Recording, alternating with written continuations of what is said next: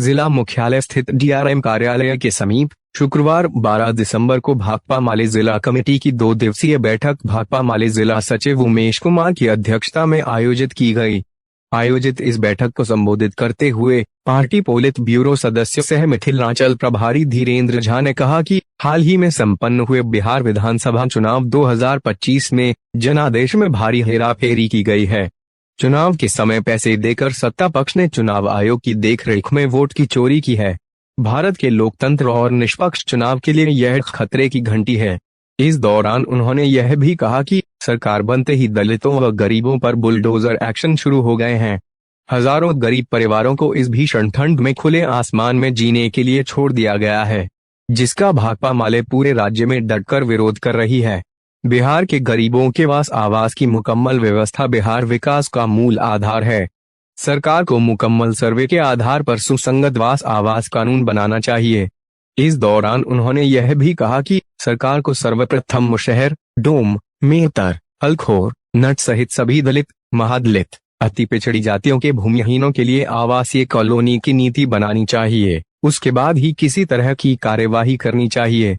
वहीं इस बैठक को संबोधित करते हुए केंद्रीय कमेटी सदस्य मंजू प्रकाश ने कहा कि संपूर्ण जिले में गरीब बचाओ आंदोलन तेज किया जाएगा। साथ ही गरीबों को उजाड़ने के खिलाफ जुझारू प्रतिरोध भी खड़ा किया जाएगा।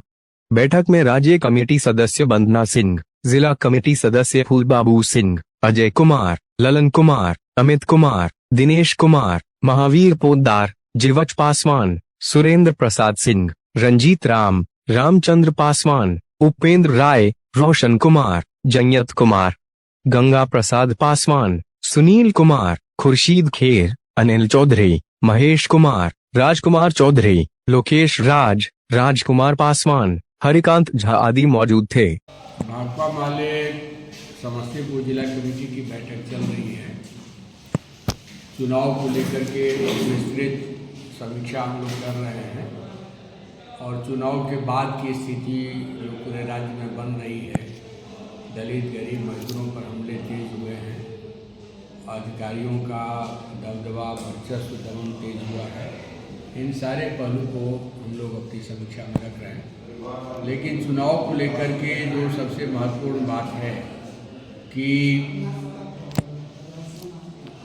भारत का चुनाव आयोग जो जेबी आयोग बन गया है, अमित शाह और मोदी जी के इशारे पर बिहार के तंत्र के सहयोग से संविधान को दरकिनार करते हुए, कानूनी प्रक्रिया को निस्तेज करते हुए, चुनावी शुचिता पारदर्शिता को नकारते हुए और चुनाव के दरमियान तमाम तरह के अनैतिक हथकंडा अपनाते हुए जनादेश को हड़पने का काम किया गया है, जिसे बिहार की जनता पचा नहीं पा रही है और इसको लेकर के आम लोगों में भारी आक्रोश भी है, निराशा भी है। क्योंकि भारत के इतिहास में ये पहली बार हुआ है कि चुनाव के दरमियान 1.5 करोड़ लोगों को डायरेक्ट फंड दिया गया और जिन लोगों को चुनाव से पूर्व लाभार्थी बनाया गया, चुनाव के दरमियान लाभार्थी बनाया गया, उनमें से 1,80,000 जीविका दीदियों को चुनाव के सेवा में लगाया गया।